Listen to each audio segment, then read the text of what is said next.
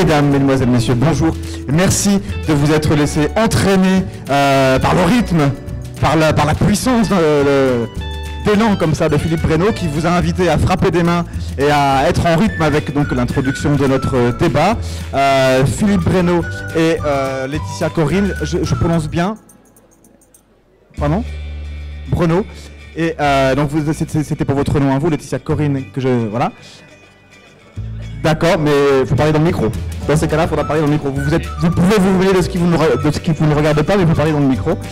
Qui viennent vous parler d'un album, d'une bande dessinée qui est à la fois pédago, sexuelle, évidemment, citoyenne, sexuée, et aussi du point de vue des mœurs et de la politique et des rapports hommes-femmes, parce qu'il en est beaucoup question, évidemment, dans cette bande dessinée, dans cet album, plutôt, je préfère dire, qui est paru aux éditions Arène, bande dessinée. Philippe Breno, vous êtes psychiatre et anthropologue. Laetitia Corinne, vous êtes donc illustratrice. Est-ce que c'est un projet commun ou est-ce que l'un des deux a été invité l'autre à composer cette histoire? Non, alors on a vraiment des problèmes de micro. On va finir par croire à la censure, hein, parce que sur un débat sur le sexe, que ça fait le troisième micro qui ne marche pas. Attends, le mien marche, tu veux le mien? Je pense que... Là, vous m'entendez? Non, je pense qu'il y a un problème. Non, là ça va, Oui, mais alors là moi je n'entends rien du tout, il n'y a pas de retour. Vous pouvez remonter encore un petit peu? Voilà, c'est très bien. Voilà, alors c'est un projet d'éditeur en fait. Effectivement, moi je suis dans la réflexion sur la sexualité, sur le couple, sur nos manières d'être ensemble depuis très longtemps.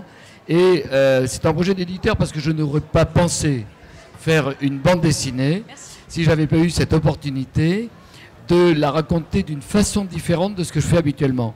À ce moment-là, je me suis dit, mais je crois qu'une histoire de la sexualité, c'est pas crédible si c'est deux hommes, par exemple, qui la racontent. Et je veux faire ça avec une femme.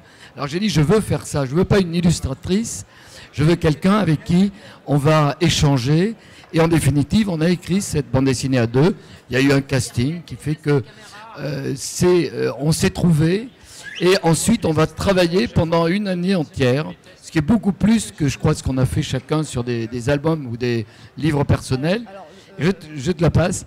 Et c'est vraiment quelque chose qui s'est, j'allais dire, interpénétré. Ne voyez pas trop d'allusions dans les termes que j'utilise, mais qui fait que cet album s'est vraiment fait à deux, à la fois avec des compétences très différentes.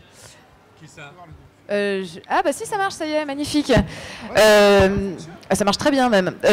Donc ce que je voulais dire, c'est que non, un an pour faire 200 pages en bande dessinée, c'est extrêmement court. Donc c'était le deal de départ aussi avec l'éditeur, c'est qu'il nous a dit voilà, il y a 200 pages, 180, 200 pages à faire, est-ce que tu te sens de les faire? Je dis, oh bah oui, c'est faisable. Ce que j'avais pas réalisé, c'était qu'effectivement... Bon, finalement, ça s'est tout à fait bien goupillé parce qu'on se voyait régulièrement, parce qu'on a vraiment effectivement travaillé, comme dit Philippe, travaillé ensemble à 50-50 quasiment sur cet album. Et même si Philippe c'est plus un travail sur le long terme que tu as fait, parce que tu dis que tu as bossé pendant un an, mais en fait ça fait 20 ans, 25 ans que tu mûris le projet. Moi j'ai vraiment bossé, oui. Voilà, moi j'ai bossé un an dessus pour trouver les conneries qu'il y a dedans et faire le dessin. Et n'oublions pas aussi la coloriste Isabelle Lebeau qui a passé 2 mois et demi pour faire 200 pages sur l'album, et ça c'est un bel exploit. Merci. Et on oublie souvent de le dire. Merci de la citer. J'y tiens. Alors, quant au découpage de ce livre, quant à ce qu'il nous apprend sur l'histoire des hommes, des femmes, de l'utilisation de notre corps, de l'évolution de nos corps, parce qu'on peut apprendre, si on ne le sait pas, comme ça après on le saura, qu'il fut un moment où le pénis était un os. Par exemple, il y a des tas de choses comme ça, biologiques, sciences naturelles, philosophiques, du point de vue des mœurs, du point de vue de l'égalité homme-femme, selon les continents, selon les civilisations. Parce qu'effectivement, c'est un petit peu tapé comme projet, donc c'est un petit peu tapé comme histoire, mais c'est aussi très historique, très transversal, très, encore une fois, sur l'égalité des sexes, sur l'acceptation ou non des homosexualités. Qui dit sexualité dit aussi un rapport à tous les corps, mais aussi un corps à l'environnement, etc., et à la plurisexualité ou des choses comme ça.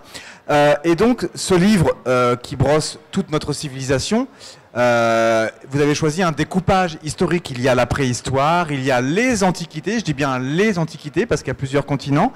Il y a le Moyen-Âge, et puis après il y a plus proche du siècle des Lumières, et puis après il y a le 19e, et puis après il y a même le futur. Ça se conclut sur le futur. Comment a été déterminé ce découpage-là? Parce que forcément, entre les périodes que je viens de dire, il s'est passé des choses du point de vue de l'égalité homme-femme, du point de vue du sexe, etc. Comment est-ce que vous avez privilégié ces époques-là, ou alors c'est parce qu'elles étaient plus simples à illustrer ou à verbaliser? Oui. Alors si j'ai un petit peu de micro, vous pouvez l'entendre parce que j'ai pas de retour. Moi j'en ai, mais c'est moi qui m'entends pas. Et j'aime avoir des retours. En fait, Sex Story, c'est-à-dire l'histoire de la sexualité depuis le début de l'humanité, vous la trouverez nulle part, sauf dans Sex Story. Ah, le mec, il sait faire pour quelle raison? Il sait faire un slogan quand même. Non, c'est très vrai parce que le problème est quoi? Sex Story raconte que des faits vrais.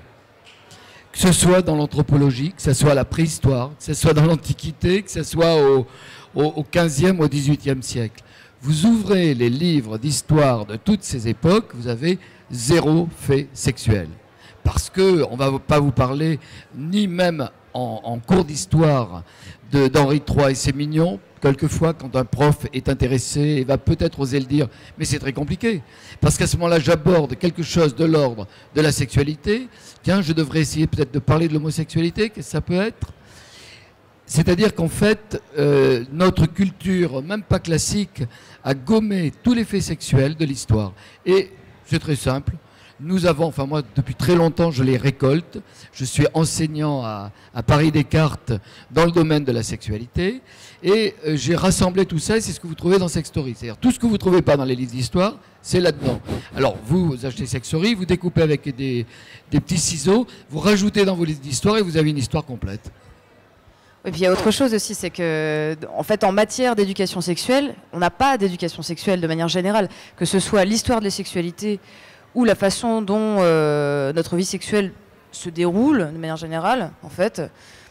On a des cours de biologie, si, mais moi plus je grandis, plus je vieillis, plus je me rends compte qu'effectivement il y a des tas de choses dont on ne m'a jamais parlé. Ah oui, t'es vieille. Ouais, hein. ouais, voilà, exactement. Et non, il y a des tas de choses dont on ne m'a jamais parlé. Et donc voilà. Bon, toi, oui. Évidemment, toi, t'en vois tous les jours, donc t'es blasé, mais moi, je suis auteur de BD. Donc... Non, je crois que la chose importante par rapport à ça, c'est nous sommes dans une période extraordinaire et la plupart du temps, on n'en a pas conscience. C'est une période très particulière où on parle de sexe tous les jours.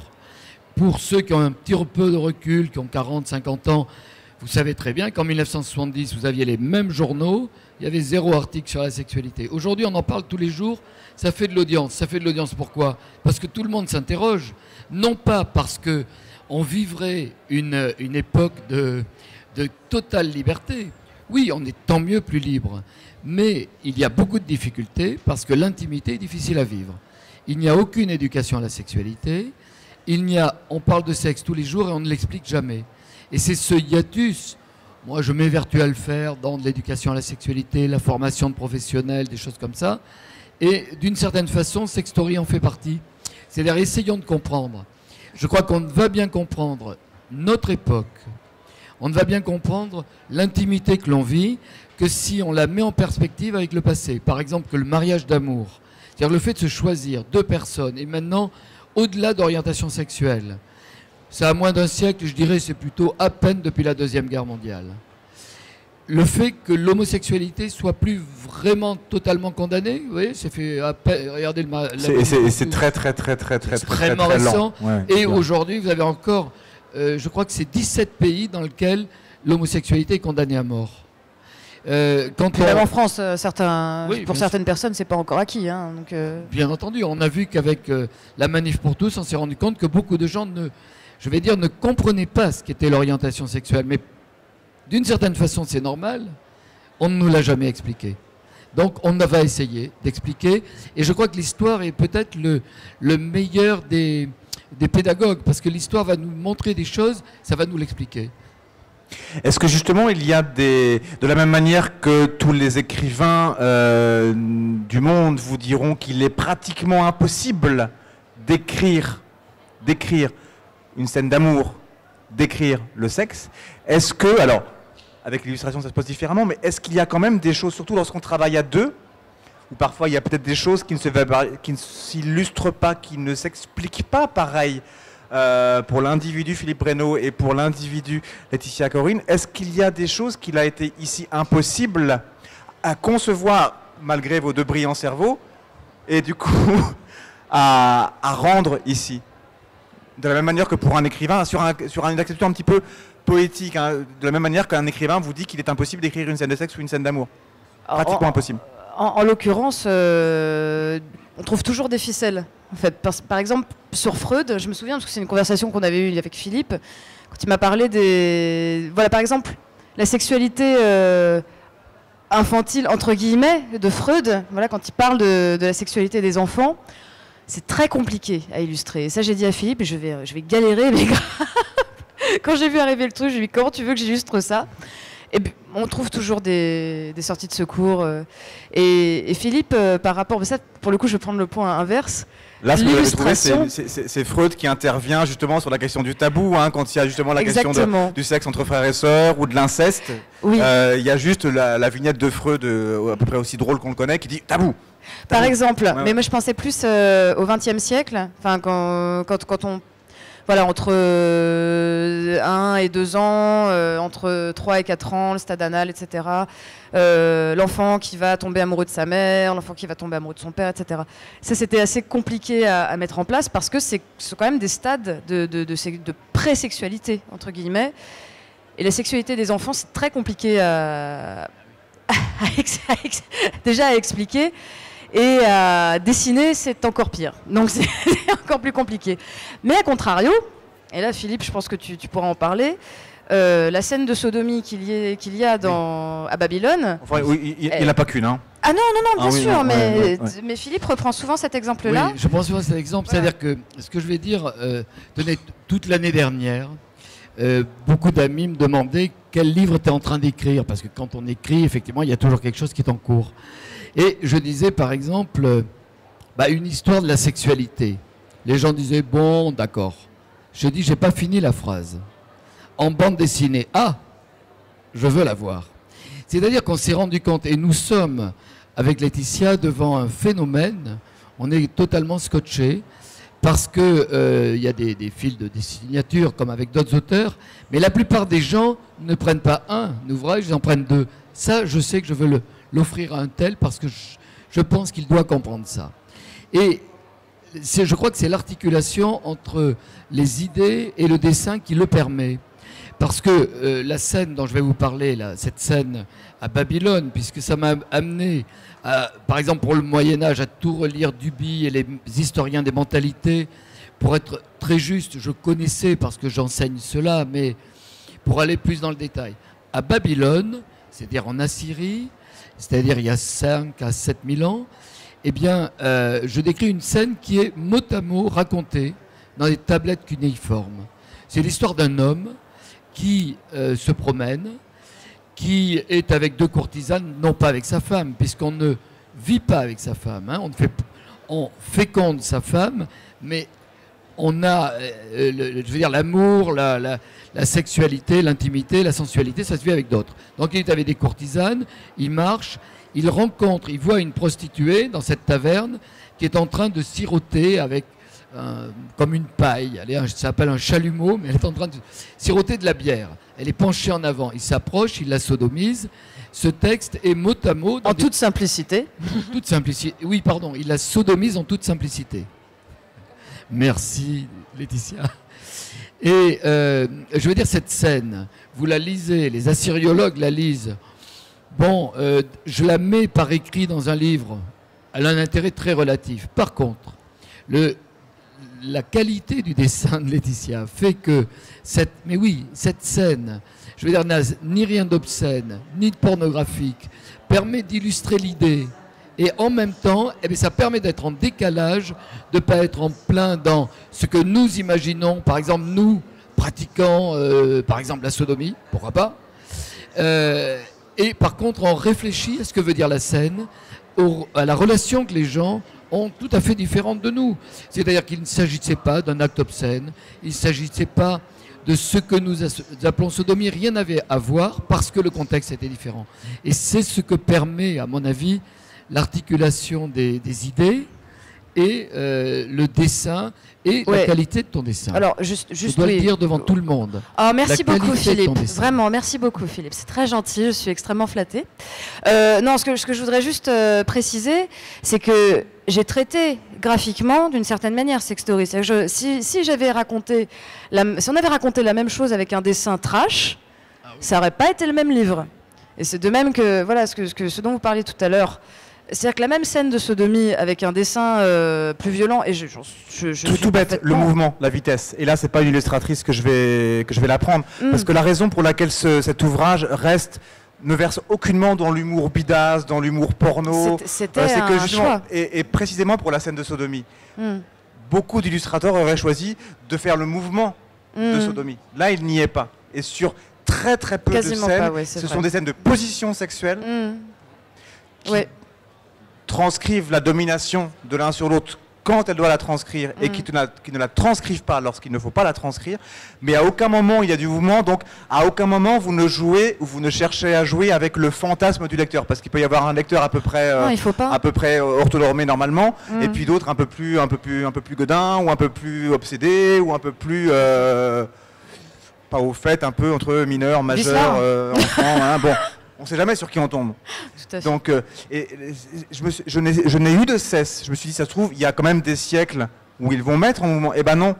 Et je trouve que c'est pudique. Et je trouve que c'est là que c'est pédago. Et c'est là que ça ne verse pas dans l'humour bidasse, dans voilà. Ça reste éventuellement érotique, mais ça n'est pas porno. Mais c'est ça qui est délicat comme dosage.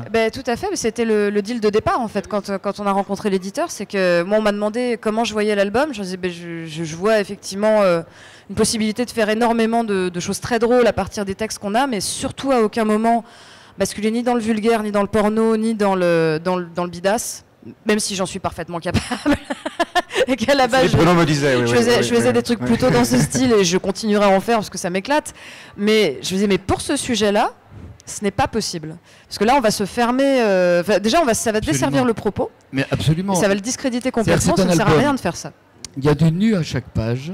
Et c'est ni obscène, ni porno. Enfin, je ne fais pas la réclame. C'est notre réflexion au bout d'un an. Parce qu'on a travaillé de manière chronologique. Et il y a un an, un petit peu plus d'un an. Si, un an, pardon. On était à la préhistoire. Et puis, j'ai vraiment travaillé de façon chronologique, même si tout était pensé avant. Et c'est vrai qu'il y a du nu à chaque page. C'est pas obscène, c'est pas cul, comme on dit. Et il y avait besoin de ça pour faire passer des messages pour que chacun comprenne et qu'on ne soit pas détourné. Parce que le problème du message sexuel, c'est qu'on peut être détourné par l'émotion que produit, tu as raison, ce que produit par exemple le mouvement ou notre identification immédiate. C'est comme si moi j'étais en train de vivre ou de subir ça et ça devient très compliqué.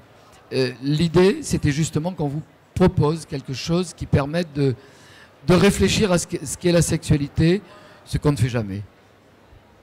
Est-ce que vous vous êtes appris des choses l'un sur l'autre quant à ce sujet? Est-ce que Philippe Breneau, vous avez appris des choses sur comment penser, réfléchir ou transmettre et est-ce que vous êtes-vous appris l'un à l'autre sur ce sujet que vous ne saviez pas avant?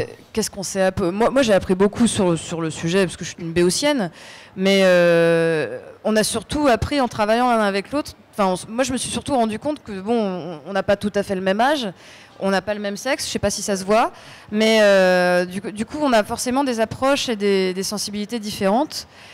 Et il y avait certaines choses que moi je percevais d'une certaine façon, Philippe et vice-versa.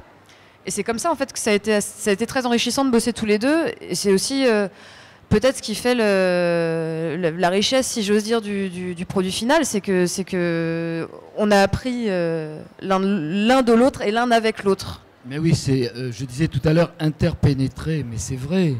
Attends, j'ai pas dit de trucs dégueulasses, Philippe, donc s'il te plaît, je suis resté super soft, donc tu vas soft. Vous savez, c'est une chose très simple, c'est que le sexuel est le premier référent du langage. C'est-à-dire qu'il y a, vous avez entendu malsainement des choses dans interpénétrer, mais c'est complètement vrai qu'on s'est apporté mutuellement. C'est le fait que le sexe soit le premier référent du langage, c'est Flaubert qui le disait dans son dictionnaire des idées reçues. Il disait, par exemple, érection ne se dit qu'en parlant des monuments. Vous n'allez pas réagir, hein. Je vais vous expliquer. Est-ce que c'est plus compliqué aujourd'hui dans la société française où il y a à la fois le mariage pour tous et ses manifestations opposées, dans la civilisation où de plus en plus jeunes, des ados, femmes, mecs, hétéros, homos, consomment du porno justement librement, le plus souvent même gratuitement, sur YouPorn, etc. Donc apprennent les relations sexuelles par ce genre de pornographie-là, avant d'éventuels cours d'éducation sexuelle quand il y en a, etc. Est-ce que dans ce décorum civilisationnel-là, pédagogique-là, c'est plus compliqué, ou alors est-ce que vous avez pris des gants supplémentaires que vous n'auriez pas pris, par exemple, il y a 15 ans, avant le monde 2.0 et avant YouPorn? Non, je crois pas qu'on a pris des gants au niveau des idées. Mais par exemple, c'est très vrai qu'on est devant un changement considérable. Alors le premier, c'est la libération de la sexualité, surtout des femmes, des orientations différentes dans les années 70. Mais depuis l'arrivée du porno, c'est une transformation tout à fait considérable.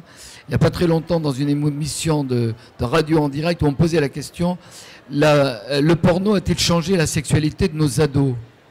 Et il m'est venu la réponse comme ça, spontanée, non. Non, bien sûr. Ah, ça m'a étonné, moi aussi. Et puis je me suis rendu compte que c'était pertinent. Mais non, ça n'a pas changé la sexualité de nos ados. Pourquoi on pose cette question comme ça? Ça a changé la sexualité à nous tous. C'est-à-dire qu'on ne veut pas voir que ça nous a changé notre sexualité. C'est-à-dire que ça devient un modèle. Ce que l'on ne sait pas toujours. Oui, sauf que ni vous ni moi n'avions l'âge et ni l'été peut-être d'apprendre le sexe sur YouPorn, parce que tout simplement ça n'existait pas encore. Non, mais... Et c'est quand même, enfin, ou sur ce genre de trucs-là, gratuitement. Il y avait les cassettes VHS, mais c'était pas le même accès. Je suis d'accord avec vous, mais par contre, c'est vrai que l'accès gratuit et infini au porno, moi c'est vrai que je prends un titre personnel, je me suis pas construite avec le modèle pornographique parce que j'étais trop jeune quand voilà, enfin non, je suis trop vieille. Mais ce que je veux dire, c'est que j'étais trop, c'était déjà fini. Enfin, voilà. Non, je veux dire, j'ai 32 ans, donc l'arrivée du porno, c'était il y a 15 ans, j'avais 17 ans, j'avais déjà commencé à me construire sexuellement à cet âge-là. Par contre, pour la suite, effectivement, peut-être que l'accès au porno permet une masturbation plus facile pour les personnes de plus de 40 ans, de plus de 50 ans ou de plus de 30 ans. Enfin, j'en sais rien, mais c'est peut-être plus simple, en tout cas. Alors, peut-être qu'il y a des choses plus simples, mais il y a quand même un modèle qui est imposé avec des codes qui n'ont rien à voir avec la sexualité qu'on a envie de vivre. Par exemple, c'est vrai que le modèle du porno, si vous rencontrez la rencontre, on parle, par exemple, la rencontre hétéro en porno, c'est très simple. Il y a un scénario qui est toujours le même. Deux personnes se rencontrent, se foutent à poil et baisent. Dans la vraie vie, d'ailleurs, les ados vous disent, mais on va leur dire, c'est pas la vraie vie. Eh bien, où est-ce qu'elle est, la vraie sexualité? On ne peut pas la montrer. Surtout que le modèle du porno, en plus, tu as vraiment un mode d'emploi. Tu as un mode d'emploi sur d'un les autre scènes de côté, porno. qu'est-ce qui manque dans le porno? Vous avez toujours une seule chose, et c'est la chose essentielle de la sexualité. C'est les préliminaires, c'est-à-dire la phase préliminaire, la phase, j'allais dire, d'excitation sensuelle. Ça n'existe pas. C'est-à-dire qu'on est sur un modèle très masculin, c'est-à-dire qu'un homme est effectivement prêt à une copulation en quelques secondes, minutes. Donc on a une espèce de représentation très masculine, c'est pour ça que ça ne correspond pas à la sexualité des femmes.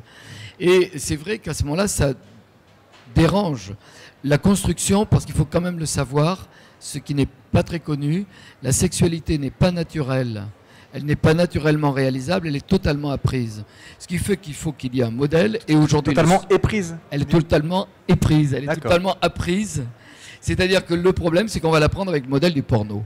Et ce modèle du porno, il vous montre une chose, il ne vous cultive pas du tout la phase essentielle de tous les amants, c'est-à-dire la sensualité, la façon de la relation à l'autre. Il montre la phase active d'une sexualité, surtout sur un mode masculin. Alors effectivement, c'est un écueil lorsque ça constitue le seul modèle, et notamment pour les filles jeunes qui semblent vouloir s'y conformer, parce qu'elles ont la trouille de ne plus être aimées. C'est très compliqué.